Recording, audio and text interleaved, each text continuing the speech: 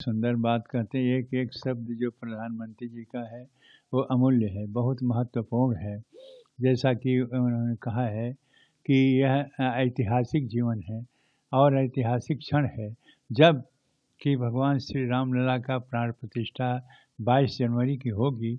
उस दिन हमारे सभी देशवासियों प्रकाश करें और दीप प्रज्वलित करें, क्योंकि भगवान राम का जो उदय होता है, जैसे सूर्य का उदय होता है, अंधकार भाग जाता है, उसी प्रकार से यदि देशवासियों ने इस प्रधानमंत्री जी के निर्देशन को पूरे देश में हर घर में अपने अपना दीपक जलाया, तो पूरा जो हमारे यहाँ अंधकार है, ये देश का अंधकार है और हमारे देश में जो भी समस्या है, वो सबका समाधान हो जाएगा। जैसे सूर्य के उदय होने से प्रकाश हो जाता है, उसी प्रकार से दीपक जलने तमसो मा ज्योतिर्गमय, सारा देश प्रकाशित हो जाएगा और नई ऊर्जा उनको मिलेगी और नया भावना पैदा होगी।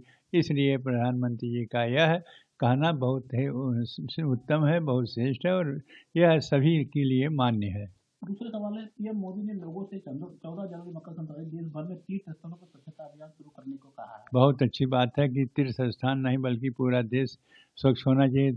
कहा तो कम से कम हर तीर्थ स्थान जो भारत में है, सभी को 14 जनवरी को स्वच्छ कर देना चाहिए, उसकी सफाइयाँ कर देना चाहिए, जिससे कि यह स्वच्छता अभियान जो होता है और शुरू से प्रधानमंत्री जी का यह उद्देश्य रहा कि हमारा देश स्वच्छ रहे।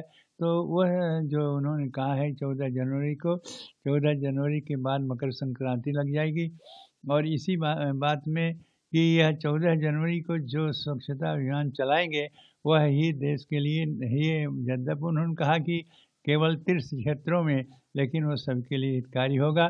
जब तीर्थ क्षेत्र तीर्थ जितने हैं वो स्वच्छ होंगे, तो सभी के हृदय में एक भावना आएगी और सभी लोग इस पूरे देश को स्वच्छ रखने के लिए प्रयास करेंगे।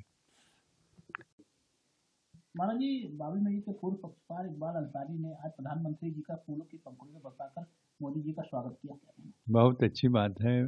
वो तो इतना दबाव उसके ऊपर है कि खुल करके नहीं कहता, लेकिन मैं देखता हूँ जब वो पक्षकार भी था बाबरी मस्जिद का, तभी वो हमारे साथ बैठ कर के और इस राम जन्मभूमि के समर्थन में कहा करता था। जब से आदेश हो गया तब से स्पष्ट रूप से कहता कि जो कोर्ट ने कर दिया, तो कोर्ट के आदेश को सभी को मान लेना चाहिए।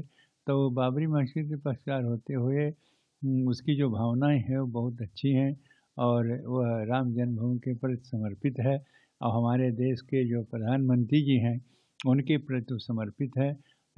इसीलिए उनको समय देख कर के उनका जो स्वागत किया है वो बहुत अच्छी है। धन्यवाद है उसके लिए।